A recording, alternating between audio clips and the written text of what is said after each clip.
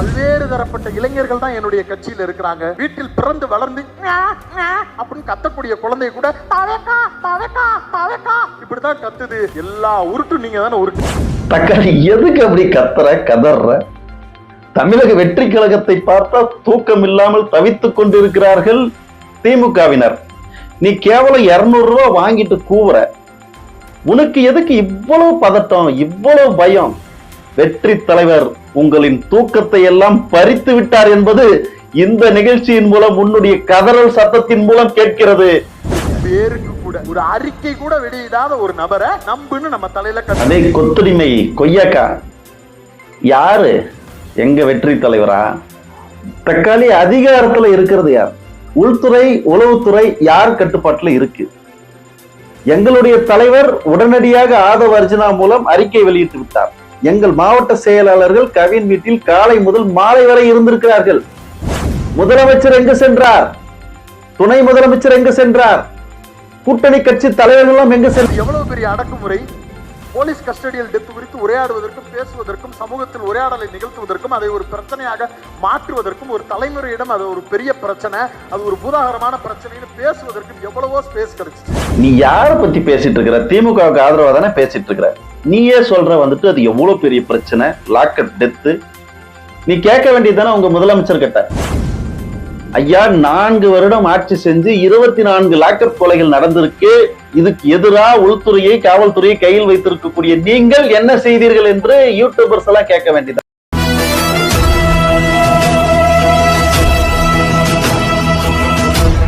TVK skyline media வலைத்தள பார்வையாளர்களுக்கு வானுயர் வணக்கங்கள். எத்தனை முறை அடிச்சாலும் மீண்டும் மீண்டும் சில நாய்ங்க வந்து குலைச்சிட்டு தான் இருக்கும். அதுக்காக நாய் குலைக்குதுன்னு நாம் அமைதியா போயிட முடியுமா என்ன? மீண்டும் அதை துரத்தி தான் விடணும். அப்படிப்பட்ட ஒரு நாய்னு தரக்குறைவா பேசுறேன்னு நினைக்க வேணாம். அந்த நாய்க்கு இந்த மொழியில சொன்னாதான் புரியும்னா எனக்கும் வேற வழி தெரியல. வாருங்கள் மில்டனை பற்றி மீண்டும் ஒரு முறை வருத்தம். ஆர்ப்பாட்டம் நடத்துறேன், போராட்டம் நடத்துறேன்னு இவனுங்க கிளம்பி வந்தா பப்ளிக் அந்த பொதுமக்கள் சொத்துக்கள் பூராமே சேதம் அடைஞ்சிரும். சமீபத்தில் ஒரு லாக்அப் டெத் மரணத்திற்கு எதிராக போராட்டம் நடத்துறேன்னு கிளம்பி வந்தாங்க. அது எவ்வளவு பெரிய அடக்குமுறை! போலீஸ் கஸ்டடியல் டெத் குறித்து உரையாடுவதற்கும் பேசுவதற்கும் சமூகத்தில் உரையாடலை நிகழ்த்துவதற்கும் அதை ஒரு பிரச்சனையாக மாற்றுவதற்கும் ஒரு தலைமுறையிடம் அது ஒரு பெரிய பிரச்சனை, அது ஒரு பூதாகரமான பிரச்சனைன்னு பேசுவதற்கும் எவ்வளவோ ஸ்பேஸ் கிடைச்சிச்சு. வெறும் 3 நிமிஷத்துல பேசிட்டு அந்தாள் போயிட்டாரு. அவரை பார்க்கறதுக்காக முந்தின நாள் ராத்திரியில இருந்து ஏதோ படத்தோட ஈவெண்ட்டுக்கு டிக்கெட் வாங்கி வந்தவன் மாதிரி கிளம்பி வந்தான் அவன் ரசிகர்கள் பூரா பேரும். அந்த கூட்டத்தில் இருந்த எல்லா நபர்களும் நடுவில் இருந்த பேரிகார்டை பூரா உடைச்சு போட்டுட்டு கிளம்பி போயிட்டான். அனுமதி கொடுத்த அரசாங்கம் நடுவில் இருக்க கம்பியை பூரா நட்டு வச்சுக்கிட்டு இருக்கு. அடுத்த நாள் காலையில இது மிகப்பெரிய அளவிற்கு விவாத பொருளாக மாறி, என்னடா இப்படி இருக்கீங்க, படிச்சிருக்கீங்களா இல்லையாடா, இப்படி பண்ணலாமாடா, யாரா நீங்க எல்லாம் கட்டுப்படுத்துவீங்களா மாட்டீங்களாடான்னு ஊடகத்தில் இருக்கக்கூடிய நபர்கள் அந்த கட்சியில் இருக்கக்கூடிய தலைவர்களை நோக்கி கேள்வி எழுப்பியதற்கு பிறகு காலையில சாவகாசமா தூங்கி எந்திரிச்சு பொங்கல் சாப்பிட்டுட்டு ஒரு அறிக்கையை விடுறாங்க. நாங்க வேணா எங்க சொந்த காசுல செலவு பண்ணி தர்றோம், அது எல்லாத்தையும் மாத்தி தர்றோம், எங்களுக்கு பெர்மிஷன் கொடுங்கன்னு கேக்குறான். ஏய் கொத்தடிமை கொய்யாக்கா, நீ யார பத்தி பேசிட்டு இருக்கிற? திமுகவுக்கு ஆதரவா தானே பேசிட்டு இருக்கிற. நீயே சொல்ற வந்துட்டு அது எவ்வளவு பெரிய பிரச்சனை, லாக்அப் டெத்து. நீ கேட்க வேண்டியதானே உங்க முதலமைச்சர் கிட்ட. ஐயா 4 வருடம் ஆட்சி செஞ்சு 24 லாக்அப் கொலைகள் நடந்திருக்கு. இதுக்கு எதிராக உள்துறையை காவல்துறையை கையில் வைத்திருக்கக்கூடிய நீங்கள் என்ன செய்தீர்கள் என்று யூடியூபர்ஸ் எல்லாம் கேட்க வேண்டியதானே. உங்க கூட்டணி கட்சி தலைவர்கள் எல்லாம் கேட்க வேண்டியதானே. அதை விட்டு எங்களுடைய வெற்றி தலைவர் கேள்வி கேட்கிறாரு. அது 3 நிமிஷம் கேட்டாலும் சரியான கேள்வி, செருப்படி கேள்வி கேட்டார் உங்களை பார்த்து. ஆனா நீ என்னுடைய தலைவரை பார்த்து கேட்கிற. வந்த தோழர்கள் எல்லாம் அந்த இருக்கக்கூடிய பேரிகார்டை பிரிச்சுட்டாங்க. உங்க ஊழல் ஆட்சியில அந்த போராட்டத்துக்கு ஆர்ப்பாட்டத்துக்கு நானும் போயிருந்தேன். ஆட்கள் வருவதற்கு முன்பாகவே அங்கங்க தடுத்து நிறுத்தினீங்க. உளவுத்துறை மூலமா வந்து இங்கிருந்து கிளம்பக்கூடிய தோழர்களுக்கெல்லாம் வந்து எச்சரிக்கை கொடுத்தீர்கள், வழக்கு பதிவோம்னு. அந்த இடத்துல இருந்த அந்த பேரிகார்டோட லட்சணத்தை நான் நேரடியா பார்த்தேன். யாரும் இல்லாதோ சும்மா அது மேல கையை வச்சேன், அப்படியே சாஞ்சுது. அந்த அளவுக்கு ஊழல் செஞ்சு நீங்க போட்ட அந்த கம்பிகளுக்கு மத்தியில கூட்ட நெரிசலில் லைட்டா அப்படி இந்த பக்கம் சாஞ்சா கூட மொத்தமா விழுந்துடுற கண்டிஷன்ல தான் இருந்தது. கிட்டத்தட்ட அது ஒரு 100 மீட்டருக்குள்ள இருந்த அந்த பேரிகார்ட்ஸ் தான். அது கண்டிப்பா அந்த எங்களுடைய வெற்றி தலைவர் இல்ல, யார் அங்க கூட்டம் போட்டிருந்தாலும் கைப்பட்டாலே உடஞ்சு விழுற மாதிரிதான் அது இருந்தது. அத்தகைய ஊழல் ஆட்சியை பண்ணிட்டு அப்படி உடைஞ்சதுக்கு நாங்களே பொறுப்பேற்றுக்கிறோன்னு ஒரு தார்மீகமாக வந்து ஏற்றுக்கொண்ட ஒரு உண்மையான கட்சியை பார்த்து உடைச்சிட்டு போயிட்டாங்க. இதுதான் இவங்களுடைய நிலைமை. நாங்க ஒண்ணும் பிரியாணிக்கு அடிச்சுக்கிற ஆளுங்க இல்ல. இது போல வந்து பேரிகார்ட்ஸ் எல்லாம் உடைச்ச கதை எல்லாமே வந்து எங்களுக்கும் தெரியும் மிஸ்டர் மில்டன். அண்ணா வழியில் போராடுவதற்கு ஒரு தில்லு வேணும், ஒரு திராணி வேணும், ஒரு தகுதி வேணும், ஒரு தைரியம் வேணும். அந்த தைரியத்துக்கும் தில்லுக்கும் திராணிக்கும் நாம எங்க போறது? நம்மளால கஸ்டடியல் டெத்துக்கு எதிராக ஒரு மீட்டிங்க போட்டு, ஏ காவல்துறையே, இனி ஒரு தமிழனை நீ அடித்து கொண்டால், இனி ஒரு இளைஞனை நீ வந்து கஸ்டடியில வச்சு அடிச்சனா தமிழ்நாடே ஸ்தம்பிக்கும், தாவேகா திரண்டு நிக்கும்னு பேசுவதற்கு தெம்பு இல்லாத திராணி இல்லாத நடிகர் நான் அண்ணாவாக போராட போகிறேன்கிறார். மக்களோடு செல், மக்களிடம் வாழ், மக்களிடம் கற்றுக்கொள், மக்களுக்காக வாழ் என்றார் அண்ணாதுரை. அதைத்தான் எங்களுடைய வெற்றி தலைவர் அவர்களும் அண்ணாவின் பாணியில் நான் செல்கிறேன் என்று பேசினார். நீ கேட்கிற கேள்வி, ஏ காவல்துறையே, உனக்கு அறிவு இருக்கா? நீ உனக்கு உண்மையிலே அறிவு இருக்கா? அந்த காவல்துறையை கட்டுப்பாட்டில் வைத்துக் கொண்டிருப்பது யார்? அதிகாரத்தை கையில் வைத்திருப்பது யார்? முதலமைச்சர் தானே. நீ பேசுற எவ்வளவு அந்த எலும்பு துண்டுக்கு அந்த வார்த்தையை பாரு. ஏ காவல்துறையே, ஏ முதலமைச்சரே, உனக்கு தெம்பு இருந்தால், திராணி இருந்தால் லாக்அப் கொலை நடக்காது என்று சொல்லிதானே ஆட்சிக்கு வந்தீர்கள். நீங்கள் ஏன் இப்படி இத்தனை 24 லாக்அப் கொலைகள் நடக்கும் முறை என்ன பார்த்து எந்த வெள்ளரிக்காயை பறிக்க சென்றீர்கள், எந்த வெங்காய தோட்டத்திற்கு மருந்தடிக்க சென்றீர்கள் என்று கேட்டிருக்க வேண்டுமா வேண்டாமா? எவ்வளவு லாபகமா முதலமைச்சரை ஸ்கிப் பண்ற, அரசாங்கத்தை ஸ்கிப் பண்ற, காவல்துறையே அப்படின்னு கேட்கணுமா? தெரியுது எங்கிருந்து உன்னோட வாட வீசுது, எந்த காசுக்கு உன் வாய் பேசுது அப்படி. விஜய கூட்டு வந்து இறக்கி இருக்கிறானுங்க. நடிகர் விஜய் அவர்களுடைய அரசியல் குறித்து பேச ஆரம்பிக்கும் போது, விமர்சிக்க ஆரம்பிக்கும் போதெல்லாம் விஜயனுடைய ரசிகர்களும் சரி, பெரியாரை ஏற்றுக்கொண்டிருப்பவர்களும் சரி, அண்ணல் அம்பேத்கரை ஏற்றுக்கொண்டிருப்பவர்களும் சரி, மாநில உரிமைகளுக்காக பேசக்கூடியவர்களும் சரி, அவர் தான் சொல்லிட்டாரே, அம்பேத்கர் கொள்கை தலைவர், பெரியார் கொள்கை தலைவர், பரவாயில்ல ஏத்துக்குவோமே, சொல்லிட்டாரே, நம்பலாமே, அப்படியெல்லாம் நம்ப முடியாது. அண்ணன் கொளத்தூர்மணி அவர்களோடு பேசிக்கிட்டு இருக்கும்போது கூட சொன்னாரு, ஐயா ராமதாஸ் குறித்து சமீபத்தில் பேசிய விடுதலை சிறுத்தைகள் கட்சியினுடைய எழுச்சி தமிழர் தொல் திருமாவளவன் அவர்கள் கூட மேடைக்கு மேடை சொல்லிக்கிட்டே இருக்கிறார். ஒரு ஓபிசியில பிறந்து ஒரு இடைநிலை சமூகங்களுடைய உரிமைக்காக பேசி, சமூக நீதிக்காக குரல் எழுப்பி, அண்ணல் அம்பேத்கரை தன்னுடைய வீட்டில் சிலையாகவும் தன்னுடைய அலுவலகத்தில் புகைப்படமாகவும் மாட்டி இருக்கக்கூடிய ஒரு தலைவர் இருக்கிறார் என்று சொன்னால் அது டாக்டர் ராமதாஸ் அவர்கள் தான். அந்த பெருமை எப்போதும் அவருக்கு கொடுக்கறதுல தவறில்லை. சமூக நீதிக்காகவும் இடஒதுக்கீட்டுக்காகவும் தமிழ்நாடு முழுக்க அவர் பயணப்படாத கிராமங்களே இல்லை. பல்வேறு சாதிகளுக்கும் இடஒதுக்கீட்டு உரிமையை பெற்றுத் தருவதற்காக போராடி கொண்டே இருந்தார், மறுக்கல. அப்படியெல்லாம் பேசிய ராமதாஸ் ஐயா தான் இன்னைக்கு எங்கே வந்து நின்று இருக்கிறாரு? அவர் ஏற்றுக்கொண்டிருக்கக்கூடிய, அவர் வைத்துக் கொண்டிருக்கக்கூடிய பெரியார் சிலைக்கும் அம்பேத்கர் சிலைக்கும் அவர் செய்யக்கூடிய நியாயம் என்ன? இப்பதான் சரியான இடத்துக்கு வந்திருக்கிற பங்காளி. சமூக நீதி போராளி மருத்துவர் ராமதாசும் தொல் திருமாவளவன் எழுச்சி தமிழர் அவர்களும் ஒருவருக்கொருவர் இணக்கம் பாராட்டி பழகி வந்தார்கள். பெரியாரை ஏற்றுக்கொண்டு, அம்பேத்கரை ஏற்றுக்கொண்டு, காரல் மார்க்ஸை ஏற்றுக்கொண்டு சமூக நீதி போராளி மருத்துவர் ஐயா போராடினார். அப்படிப்பட்ட ஒரு போராளியை அரசியல் ஆசையால் அல்லது அரசியலின் பால் உங்களுடைய கூட்டணி கணக்குகளை வைத்துக் கொண்டு இந்த சமூக நீதி போராளிகளை சாதி போராளிகளாக மாற்றியது யார்? உங்களுடைய திராவிட முன்னேற்ற கழகம், அன்றைக்கு இருந்த கலைஞரும் தான். அதை மறுக்க முடியுமா? அப்படி ஆரம்பித்த அந்த தலைவர்கள் இன்று எங்கு வந்து நிற்கிறார்கள்? ஆனால் அந்த இடத்தில் ஒருபோதும் தமிழக வெற்றி கழகம் வந்து நிக்காது. நீ என்னதான் வந்து பூசி மொழுகினாலும், என்னதான் நீ பெயிண்ட் டப்பாவை தூக்கிட்டு வந்தாலும் அது நடக்காது பங்காளி. ஏற்கனவே நம்ம கிட்ட அம்பேத்கரை சொல்லி, பெரியாரை சொல்லி நாம வாங்கின விபூதி எல்லாம் போதும். இதுக்கு மேல இந்த மூஞ்சியில நீ விபூதி அடிக்கிறதுக்கு இடம் இல்லை. முன்னாடியே கழுவிட்டு வந்து உட்கார்ந்து இருக்கிறேன், நீ எடுக்கும் போதே தெரியுது அது விபூதி தான். அதனால முன்னாடியே சொல்லிடுறேன், அடிக்காத அந்த விபூதின்னு. வேற எங்கேயும் போக தேவையில்லை. பெரியாரை வச்சு, அம்பேத்கரை வச்சு அதைத்தான் பங்காளி நானும் சொல்றேன். பெரியார், அம்பேத்கர் இவர்களை முகமூடியாக பயன்படுத்தி கொண்டு திராவிட முன்னேற்ற கழகம் இத்தனை நாள் நம்ம முகத்துல மட்டும் இல்ல, தமிழ்நாட்டு மக்களோட அத்தனை பேரோட முகத்திலையும் விபூதி அடிச்சிடுச்சு. அத முதல்ல நீ புரிஞ்சுக்கிற பாரு. அதுக்கே ஒரு பெரிய கைத்தட்டல் உனக்கு கொடுக்கலாம். நீ சொல்ற அந்த விபூதி ஏற்கனவே அடிச்சுட்டு வந்து உட்காந்துட்டு இருக்கிற, முகத்தை கழுவிட்டு வந்து உட்காந்துட்டு இருக்கிற, தெளிவா பாரு. உனக்கு விபூதி அடிச்சதே திமுக தான். அதை புரிஞ்சுக்க பங்காளி. அந்த சீமான் விஷயம் சொன்னேன்ல, சீமான் பிரச்சனை அப்படி நடந்துகிட்டு இருக்கும்போது யாருக்கெல்லாம் உணர்ச்சி வந்துச்சுன்றது ரொம்ப முக்கியம். கோயம்புத்தூர்ல இருக்கக்கூடிய கோவை ராமகிருஷ்ணன் தோழரு பெரியார் குறித்து ஆதாரமே இல்லாம இப்படி ஒரு அவதூறை பேசிக்கிட்டு இருக்க ஒரு குடிகார நாய் அப்படின்னு கேள்விப்பட்ட உடனே தன்னுடைய தொண்டர்கள் எல்லாவரையும் திரட்டி திராவிடர் இயக்க தோழர்கள், தந்தை பெரியார் இயக்க தோழர்கள், திராவிட இயக்க தோழர்கள்னு பல பேரை திரட்டிக்கிட்டு அந்த குடிகார பையன் வீட்டுக்கு முன்னாடி போய் நின்று வீட்டை முற்றுகையிடுவோம்னு சொல்லி மிகப்பெரிய அளவிற்கு போராட்டத்தை முன்னெடுத்தார். அந்த கோவை ராமகிருஷ்ணன் தோழரோடு நான் நிற்கணுமா, சொங்கி விஜயோடு நான் நிற்கணுமா? யாரோட நிக்கணும்? யாரோட நிக்கணும்? கேட்கல கேட்கல பின்னாடி இருக்க உங்கள்ட்ட தான் கேட்கிறேன்.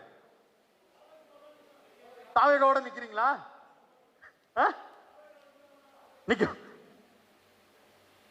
என்ன உன்னை அங்கேயே வந்துட்டு செருப்பால் அடிச்சுட்டாங்களா? யார் பின்னாடி நிக்கிறதுனாங்க? தாவேக பின்னாடி தான் நிற்பார்கள். ஏன்னா இன்றைக்கு தமிழ்நாட்டுக்கு தேவையான உண்மையான கொள்கைகளையும் அதை செயல்படுத்தக்கூடிய சக்தியும் அதனுடைய திராணியும் எங்களுடைய வெற்றி தலைவருக்கு மட்டும்தான் இருக்கிறது. நீ சும்மா கத்திட்டு தெரியாத, ரொம்ப கத்தாத. ஈழத்தமிழர் பிரச்சனை இங்க பெருசா வெடிச்சுக்கிட்டு இருந்தது. ஈழத்தில் கொத்து கொத்தாக தமிழர்கள் சாகிறார்கள், தமிழர்களுடைய உரிமைக்காக போராட்டங்கள் முன்னெடுக்கப்படுகிறது. அந்த சம்பந்தப்பட்ட நடிகர் இங்க ஒரு மேடை போடுறார். சிங்கள கொழும்பில இருந்து சிங்கள அரசு ராணுவ நடவடிக்கை நிறுத்து, போரை நிறுத்து, தமிழர்கள் கொள்வதை நிறுத்து, உட்கார்ந்து உரிமைகளை பேசு என்று சொல்லுகிறோம்.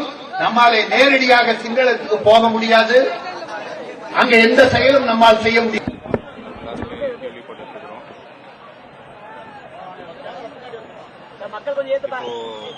வர்ற செய்திகள், பார்க்குற போட்டோஸ் இதெல்லாம் பார்க்கும்போது மனசுக்கு ரொம்ப கஷ்டமா இருக்கு. ஸோ அதனால என்னுடைய நற்பணி இயக்கத்தில் இருக்கிற எல்லாரும் சேர்ந்து சென்னையில் மட்டும் இல்லை, தமிழ்நாடு ஃபுல்லாக இப்போ சொன்னாங்க கிட்டத்தட்ட 37 இடத்துல இப்போ உண்ணாவிரதம் நடந்துகிட்டு இருக்கு. ஸோ இது என்னுடைய ஸ்டெப்ன்றதை விட என்னுடைய ரசிகர்கள் எடுத்த ஸ்டெப் இந்த மாதிரி இருக்கணுன்றது. ஸோ அவங்களோட இன்னைக்கு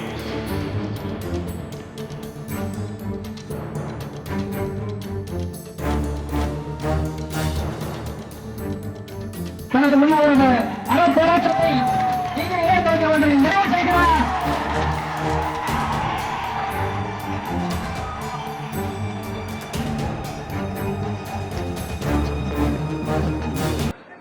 சிங்கள கொழும்பில இருந்து அரசியல் முழக்கம் போல எங்க அங்க ஈழத்துல பிரச்சனை நடந்துகிட்டு இருக்கும் போது அதை தன்னுடைய அரசியல் வேலைன்னு இதை இப்ப கிளைம் பண்ணிக்கிட்டு இருக்காங்க.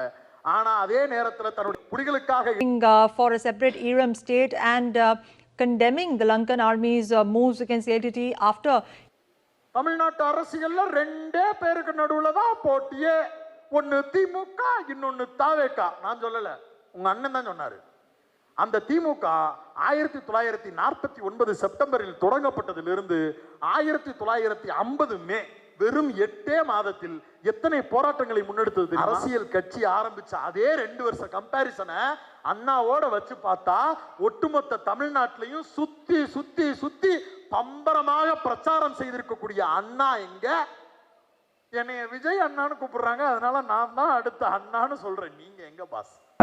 அண்ணா அவர்கள் பம்பரமாக சுழன்று பெரியாரினுடைய கொள்கைகளை பட்டி தொட்டி எங்கும் பரப்பி அத்தனை பேரையும் பேசி பேசி பேசி மக்களுக்கு கொள்கைகளை புரிய வைத்தார். அவர் எங்க? உங்க உதயநிதி ஸ்டாலின் எங்க? நீ முதல்ல அங்க கம்பேர் பண்ணு பங்காளி. அந்த அண்ணா எங்க? இங்க உதயநிதி ஸ்டாலின் அங்க இவருங்க சின்னவர்னு கூப்பிடுறாங்களாம். அது ஒரு பக்கம் இருக்கட்டும். டாஸ்மார்க்க மூடுறேன், நீட்டை ஒழிக்கிறேன், நீட் ரகசியம் இருக்கு, விலைவாசியை குறைக்கிறேன், பொருளாதாரத்தை மேம்படுத்துறேன், இப்படி எத்தனையோ பொய் வாக்குறுதிகளை கொடுத்து உங்களுடைய முதன்முறை முதலமைச்சர் ஆனார் இல்லையா, அவரு நிலைநாட்டின கொள்கை எல்லாம் ஒரு பெருமையா பாஸ்ன்ற மாதிரி அது என்னைய அண்ணா கூப்பிட்டாங்க, அதனால நான் பேரறிஞர் ரைட்டா புரியுது. நானும் அப்படியே பேலன்ஸ் பண்ணி கொண்டு போகணும்னு நினைக்கிறேன். இப்ப சரி அது கூட விட்டுறேன். இப்ப சமீபத்துல அவர் ஒண்ணு சொல்றாரு, அண்ணா வழியில் போராடுவேன், அண்ணா வழியில் போராடுவேன். அவ்வளவு தூரம் அண்ணாவை அண்ணான்னு கூப்பிடுறதுக்கு 1000 காரணங்கள் இருக்கு. அண்ணாதுரை அவர்கள் அறிவால் சிறந்தவர், உழைப்பால் சிறந்தவர், பேச்சால் சிறந்தவர். அதனால் அத்தனை பேரும் அண்ணாவை தன்னுடைய சொந்த அண்ணனை போல் அறிவில் சிறந்த அண்ணனாக, ஒரு ஆக்கத்தில் சிறந்த அண்ணனாக எல்லோரும் ஏற்றுக்கொண்டார்கள். எங்களுடைய வெற்றி தலைவரை சின்ன பிள்ளைகளிலிருந்து படிக்கக்கூடிய பிள்ளைகள் எல்லாம் பாசத்தின் பேரால், அன்பின் பேரால் ஒரு அண்ணனாக, சொந்த அண்ணனாக ஏற்றுக்கொண்டார்கள். அறிவால் அண்ணாவானார் அண்ணாதுரை அவர்கள், அன்பால் அண்ணனானார் எங்களுடைய வெற்றி தலைவர் அவர்கள். ஆனால் உங்களுடைய முதன்முறை முதலமைச்சர் ஊரெங்கும் சாராய கடைகளை திறந்துவிட்டு, டாஸ்மார்க்கில் ஊழல் செய்துவிட்டு, நீட்டை ஒழிக்கிறோம், எங்களிடம் நீட் ரகசியம் இருக்குன்னு சொல்லி 18 பிள்ளைகளை பழி வாங்கிவிட்டு, லாக்அப் டெத்துக்கு அன்றைக்கு சாத்தான் குளத்தில் கொதித்தெழுந்தவர்கள் லாக்அப் டெத்திற்கு இன்றைக்கு மௌனம் காத்துக் கொண்டிருக்கிறார்கள், சாரி கேட்டுக் கொண்டிருக்கிறார்கள். எத்தனையோ பிள்ளைகள் கணவன்மார்களை இழந்து கதறிக்கொண்டிருக்கிறார்கள். அப்படிப்பட்ட சூழ்நிலையில் உங்களுடைய முதன்முறை முதலமைச்சர் அவர் அப்பான்னு கூப்பிடுங்கன்னு கேட்டாரு. அதை பார்த்து கேள்வி கேள்றேன் பொட்டேட்டோ சிப்ஸ். அதை பார்த்து இவ்வளவு கொடூரங்கள் உங்கள் ஆட்சியில் நடந்துட்டு இருக்கும் போது முதல்வர் அவர்களே, நீங்கள் எப்படி உங்களை அப்பான்னு கூப்பிடுவாங்க அப்படின்னு அதை பார்த்து கேள்வி கேளு பங்காளி. அதை விட்டுட்டு இதை மாற்ற இருக்கக்கூடிய எங்கள் தலைவரை பார்த்தும் எங்களை பார்த்தும் கேலி கிண்டல் பண்ணாத. வரலாறு உன் மீது இருக்கக்கூடிய பழியை வரலாறு என்றைக்கும் உன்னை மன்னிக்காது. நீ வாங்குற அந்த 200-300 ரூபாய்க்கு இல்லது திமுக போடுற எலும்பு துண்டுக்கு ஆசைப்பட்டு தமிழ்நாட்டினுடைய எதிர்காலத்தை குழி தோண்டி புதைச்சிடாத. அவ்வளவுதான் சொல்ல முடியும் தக்காளி. அவரும் பாசிசம்ங்கிற வார்த்தையை பயன்படுத்தி இருக்கிறார், நீயும் பாசிசம்ங்கிற வார்த்தையை உன்னுடைய முதல் மேடையில் பயன்படுத்தின. அண்ணா சொல்லக்கூடிய பாசிசத்தினுடைய கொடூர முகத்தை வெறும் 5 வரியில் என்னால் உணர்ந்து கொள்ள முடிகிறது. ஆனா நடிகர் விஜய் பாசிசம் என்கிற சொல்லை பாயாசத்தோடு ஒப்பிட்டு பாசிசமாக what bro this is wrong ப்ரோன்ட்டான் சொல்லிட்டாரு. பாசிசம் என்பது பெரிய பிரச்சனையே இல்ல, ஆஃப்டர் ஆல் அது ஒரு பாயாசம். அவ அண்ணன் வந்தா லெஃப்ட்ல விட்டு ரைட்ல டீல் பண்ணிக்க வேண்டாம். What bro, it's very very wrong bro. பாசிசத்தை சாதாரணமாக எங்களுடைய வெற்றி தலைவர் கடந்து சென்றாரா?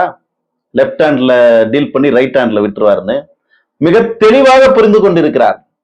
மணிப்பூரில் இதுவரை பிரதமர் ஏன் சென்று சந்திக்கவில்லை? மணிப்பூருக்கு ஏன் போகவில்லை? பிளவுவாத அரசியல், மதவாத அரசியலுக்கு எதிராக தெளிவா குரல் கொடுத்திருக்கிறார் என்னுடைய வெற்றி தலைவர், எங்களுடைய வெற்றி தலைவர். பாசிசம் என்றால் என்ன? ஒரு குறிப்பிட்ட சமூகம் குறிப்பிட்ட சிந்தனையை மற்றொரு சமூகத்தின் மீது திணிப்பது, அதுதான் பாசிசம். அந்த பாசிசத்திற்கு எதிராக நாங்கள் நிற்கிறோம். யாரு? திராவிட முன்னேற்ற கழகம். உங்களுடைய முத்துவேல் கருணாநிதி ஸ்டாலின், உங்களுடைய உதயநிதி ஸ்டாலின் சனாதனத்தை எதிர்க்கிறோம் என்று சொல்கிறார்கள் அல்லவா? அவர்களும் பாசிசத்தை நேரடியாக சொல்லி ஆட்சிக்கு வரக்கூடிய RSS கைக்கூலிகளான பிஜேபியும் ஒன்றுதான் என்கிறார். அவர்கள் பாசிசத்தை பேசுகிறார்கள். நீங்கள் அதே பாசிசத்தை பெரியார், அம்பேத்கர் என்ற தேனை தடவி பாயசம் என்ற பெயரில் கொடுக்கிறார்கள். சரியான வார்த்தையை தான் அவர் பேசியிருக்கிறாரு. நீ கிண்டல் அடிக்கிறதுக்கெல்லாம் அங்க ஒண்ணுமே இல்லை. எப்படி பிஜேபி பாசிசம், பாய்சன் என்று சொல்லக்கூடிய ஒரு ஆபத்தான கட்சியோ அதே போல நீங்க மட்டும் என்ன பாயாசமா? நீங்களும் பாசிசம் தான். பெரியார், அம்பேத்கர் முகமூடி போட்ட ஒரு பாசிச சக்திகள் நீங்கள், ஒரு பாய்சன் சக்திகள் நீங்கள், தமிழ்நாட்டிற்கு விஷம் நீங்கள் என்று எங்கள் தலைவர் தெளிவாக அடையாளப்படுத்தி இருக்கிறார். சும்மா அங்க கிண்டல் நக்கல் நையாண்டி எல்லாம் வச்சுக்க கூடாது மிஸ்டர் மில்டன். தமிழக மக்கள் இப்பொழுது புரிந்து கொண்டிருக்கிறார்கள் உங்கள் வேடத்தை. வெகு விரைவில் கலைத்து விடுவார்கள். வார்த்தையை கொஞ்சம் பார்த்து பேசு.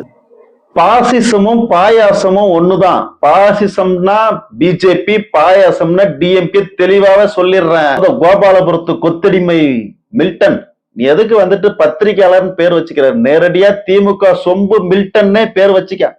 எவ்வளவு கிண்டல், எவ்வளவு நக்கல் நையாண்டி. தமிழக மக்கள் கொதித்துக் கொண்டிருக்கிறார்கள். பாசிசம் என்ற பெயரில் அவர்கள் நாட்டை அடிமைப்படுத்திக் கொண்டிருக்கிறார்கள். பாசிசம் வந்துடும், பாசிசம் உள்ள வந்துடும், ஐயோ பிஜேபி வந்துடும், கூப்பாடு போட்டு திமுக மக்களை ஏமாற்றி கொண்டிருக்கிறது. இவர்களும் அந்த பாசிசத்திற்கு துணை போகிறார்கள். எப்படி? நியூ எஜுகேஷன் பாலிசின்னு ஒண்ணு வந்துச்சு. அதுல மாலை நேர பள்ளிகள், காலையில போயிட்டு பள்ளிக்கூடத்துக்கு போயிட்டு மதியத்துக்கு மேல அந்த பிள்ளைகள் போய் அவங்க அப்பன் தொழிலை பார்க்கணும். குலத்தொழிலை மீண்டும் கொண்டு வருகிறது என்று கொக்கரித்தது திமுக. திமுக ஆட்சிக்கு வந்த பின்னாடி என்ன செஞ்சுச்சு? இல்லம் தேடி கல்வி. ரெண்டுத்துக்கு என்ன வித்தியாசம்?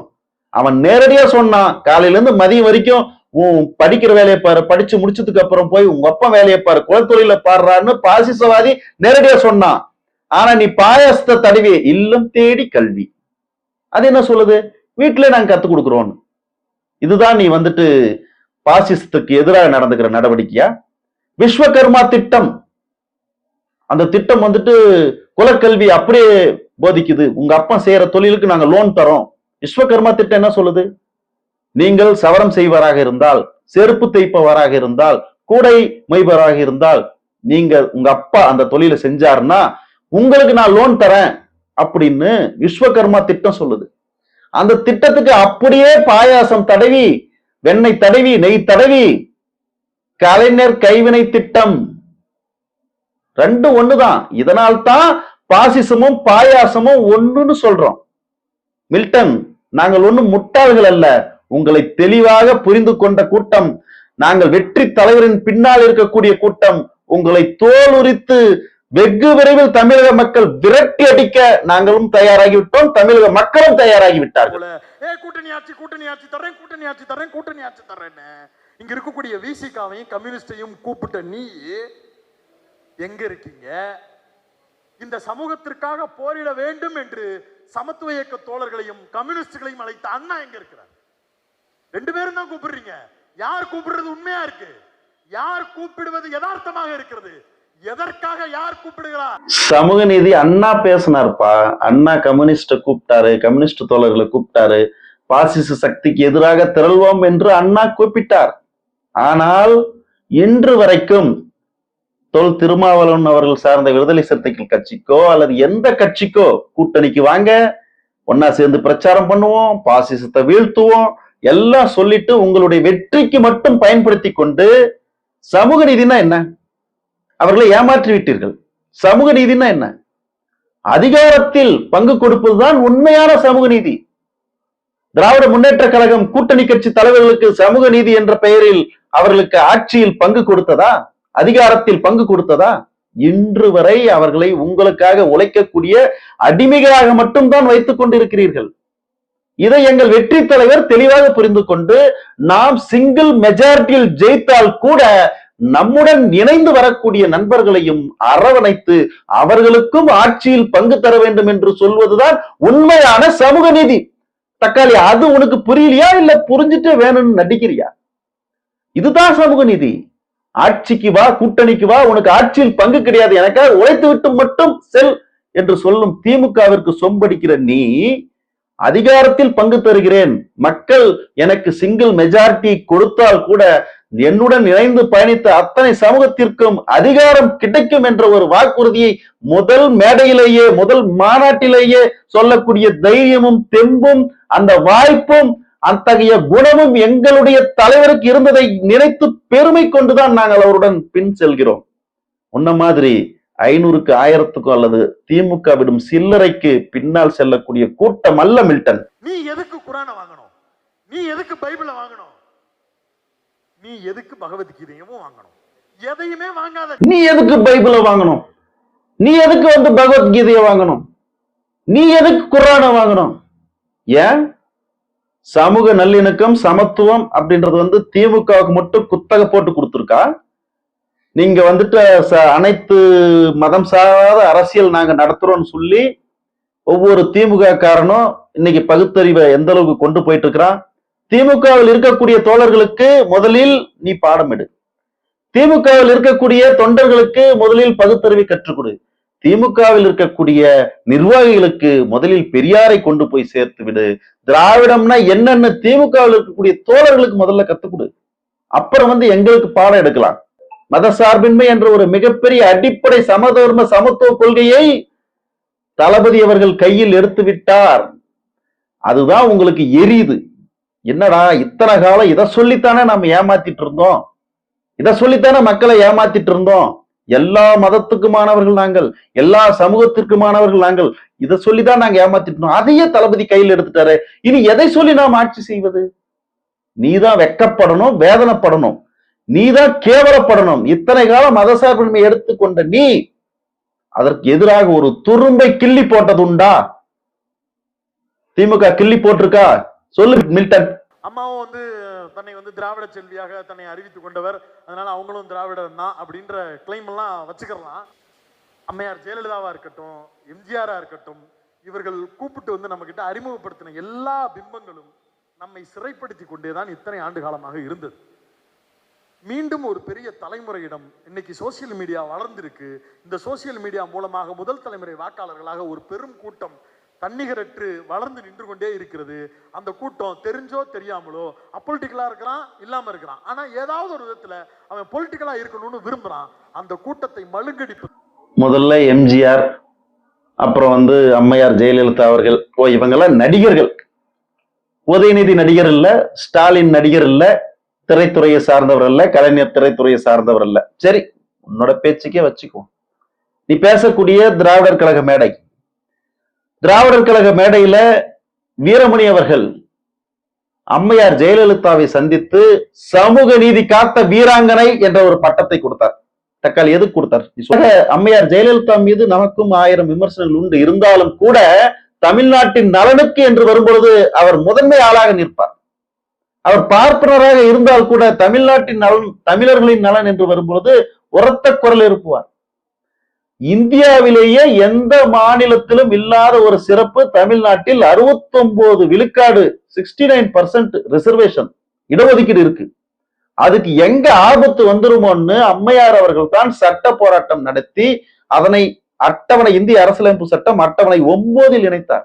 எந்த காலத்திலும் மாற்ற முடியாத ஒரு பகுதியில். அதற்காகத்தான் வீரமணி அவர்கள் அம்மையார் ஜெயலலிதா அவர்களை சந்தித்து சமூக நீதி காத்த வீராங்கனை என்ற பட்டத்தை கொடுத்தார். இந்த வரலாறு தெரியுமா உனக்கு? இது போல சமூக நலனுக்காக தமிழ்நாட்டில் எடுபடக்கூடிய, தமிழ்நாட்டிற்கு தேவையான சில முக்கியமான சில சூழ்நிலைகளில் யார் பக்கம் நின்றார்களோ தலைவர்கள், அவர்களை தமிழர்கள் போற்றுகிறார்கள். உங்களை போல் நாடகம் ஆடிக்கொண்டு கபட வேடம் புரிந்து கொண்டு திரிபவர்கள் அல்ல. அதனால்தான் எந்த தலைவராக இருந்தாலும் அவரின் சிறப்பை நாம் முதலில் பேசுகிறோம். ஆனா நீ என்ன பண்ணிட்டு இருக்க? ஒரு 200 300 உனக்கு கொடுக்கப்பட்ட தொகைக்காக நீ எவ்வளவு தமிழ்நாட்டினுடைய நலனை, தமிழர்களுடைய பிரச்சனையை மழுங்கடித்துக் கொண்டிருக்கிறாய் என்பதை நீ புரிந்து கொள். உங்க அண்ணன் விஜய் சினிமாவின் நம்பர் 1 ஸ்டார் தான், மறுக்கவே இல்லை, நானும் ஏத்துக்கிறேன். வசூலில் சக்கை போடு போடக்கூடிய விஜய் ஒரு ஷார்ட் பிலிம் கூட எடுக்க தெரியாத ஒரு நபர்கிட்ட தன்னுடைய கடைசி படத்தை கொடுப்பாரா? கொடுக்க மாட்டாரு. ஏன் கொடுக்க மாட்டாரு? 1000 கோடி ரூபாய் பிசினஸ் அவரை நம்பி இருக்கு, அத்தனை பேருடைய குடும்ப வாழ்க்கை இருக்கு. எதுவுமே அனுபவம் இல்லாத ஒரு தற்குறிட்ட கொடுக்க கூடாதுன்னு விஜய்க்கு தெரிஞ்சதுனாலதான் எச் வினோத்திட்ட கடைசி படத்தை கொடுத்திருக்கிறார். ஆனா அவர் எவ்வளவு சூதானமா அவர் படத்தை எச் வினோத்திட்ட கொடுத்தாரோ அதே போல காசுக்காக கூவலாம். ஒரு மனுஷன் பொய் சொல்லலாம், ஏக்கர கணக்குல எல்லாம் பொய் சொல்லக்கூடாது. இப்ப நீ என்ன சொல்ல வர? அனுபவம் இல்லாத தலைவர். கர்ம வீரர் காமராஜர் அவர்கள் முதலமைச்சராக அரியணை ஏறிய பொழுது அவருக்கு என்ன அனுபவம் இருந்தது? ஆனால் அவர் கண்ட ஆட்சிதான் இன்று வரை பொற்கால ஆட்சியாக போற்றப்படுகிறது. திராவிட முன்னேற்ற கழகத்தின் ஆட்சி ஒவ்வொரு முறையும் ஊழல் ஆட்சியாகத்தான் பார்க்கப்படுகிறது. விஞ்ஞான ரீதியில் ஊழல் செய்த கட்சியாக இன்று வரை திராவிட முன்னேற்ற கழகம் தான் திகழ்ந்து கொண்டிருக்கிறது. அப்படி என்றால் உங்களுடைய அனுபவம் எதன் மீது இருக்கிறது? உங்களுடைய அக்கறை எதன் மீது இருக்கிறது? உங்களுடைய அனுபவம் முழுவதும் கொள்ளையடிப்பதிலும், மக்களை ஏமாற்றுவதிலும், பெரியார் அம்பேத்கர் முகமூடியை அணிந்து கொண்டு மக்களை மடையர்களாக நினைத்துக் கொண்டு தொடர்ந்து கொள்ளையடிப்பதிலுமே குறியாக இருக்கிறீர்கள். அப்படிப்பட்ட அனுபவம் எங்களுக்கு தேவையில்லை மிஸ்டர் மில்டன். எங்களுக்கு மக்களுக்காக உழைக்கக்கூடிய, பணத்தின் மீது நாட்டம் இல்லாத, மக்கள் மீது நாட்டம் கொண்ட ஒரு வெற்றி தலைவர் தான் எங்களுக்கு தேவை. அப்படிப்பட்ட தலைவரை தமிழக மக்கள் இப்பொழுது கண்டெடுத்து விட்டார்கள். உங்கள் அனுபவம் கொள்ளையடிப்பதில் இருக்கிறது. எங்களுடைய தலைவர் மக்களை நோக்கி வந்து கொண்டிருக்கிறார், மக்களும் அவரை நோக்கி வந்து கொண்டிருக்கிறார்கள். இதை 1000 மில்டன்கள், 1000 அல்ல 1000 வாங்கி கொண்டு, எலும்பு துண்டை வாங்கி கொண்டு தெருவுக்கு தெருவு கூவினாலும் வெற்றி தலைவரின் வெற்றி நிச்சயம் செய்யப்பட்டு விட்டது. வெற்றி தலைவரின் வெற்றி உறுதி செய்யப்பட்டு விட்டது. ஆகவே வரும் 2026 வெற்றி தலைவரின் ஆட்சி தொடங்கும்.